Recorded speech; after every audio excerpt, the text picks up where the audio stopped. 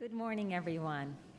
I hope you'll indulge me a couple moments to restate what some of my colleagues have said earlier.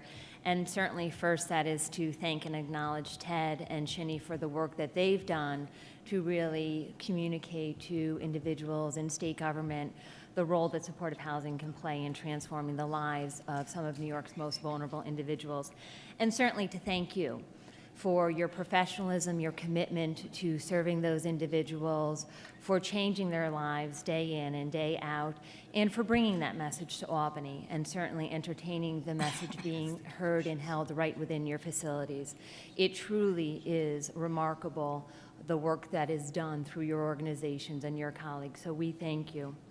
And I do want to acknowledge and restate, really, certainly, that we wouldn't be here today without the leadership at the state level. And I think Commissioner Towns so nicely put why this initiative is important to Governor Cuomo.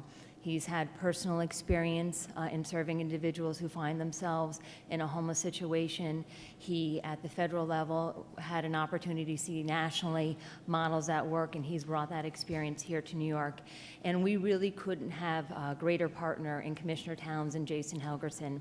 Commissioner Towns has really brought his own experiences and the role that supportive housing can play to the conversations in the state.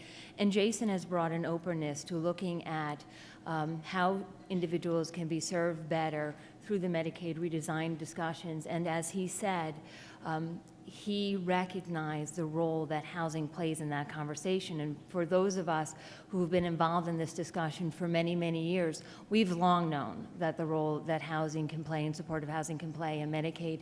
And to have somebody who sits in Jason's position, who truly understands that, who has been influenced by what you have brought to his attention, and who brings that energy that you saw him represent today to his role, it is amazing. I admire his commitment to not only the task of Medicaid redesign team, but also the litany of things that are on his to-do list, and certainly am pleased to find him as a colleague and partner in this specific initiative.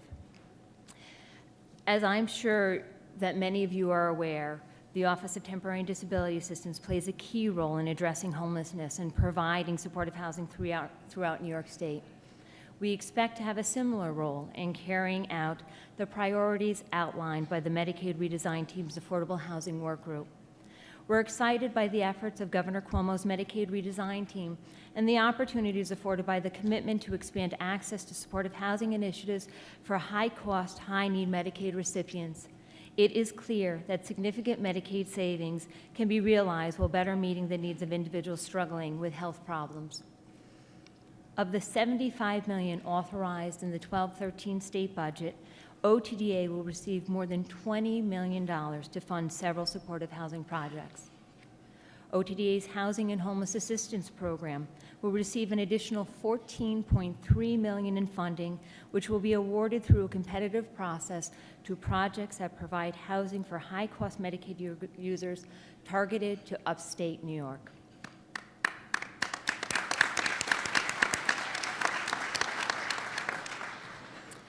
HHAP has long been a national leader in focusing on the development of supportive housing for homeless individuals and families. This program provides capital grants and loans to not-for-profit corporations, charitable and religious organizations, municipalities, public corporations to acquire, construct, and rehabilitate housing for persons who are homeless and are unable to secure adequate housing without special assistance. A total of $6 million in funding is being provided to the New York State Supportive Housing Program. NYCHIP provides operating funding for supportive housing programs that serve homeless persons with disabilities such as mental illness, chemical abuse, HIV, and AIDS. The funding for NYCHIP will support projects statewide, with a portion being allocated to the New York City Department of Homeless Services to use for New York City housing providers. The balance will be granted to individual providers in the rest of the state.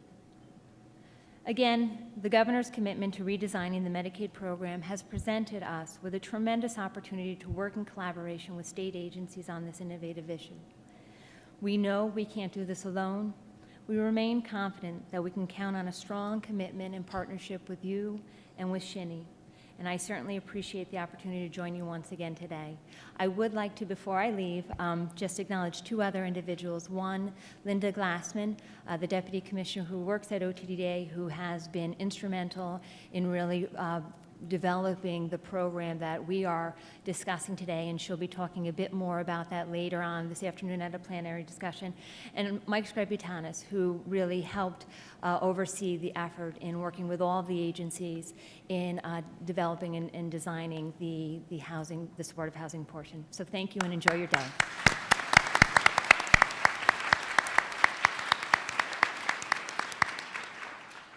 Okay, I don't know if you heard that, but $6 million is going to NYSHIP, and that is going to help restore the 17% cut in the city and the cuts upstate, and it's going to help us to fund the buildings that haven't been able to get NYSHIP. It's never going to be quite enough, but it's really going to help us make ends meet this year. So I really appreciate what Linda and Beth and Scott Edwards all were able to do with that.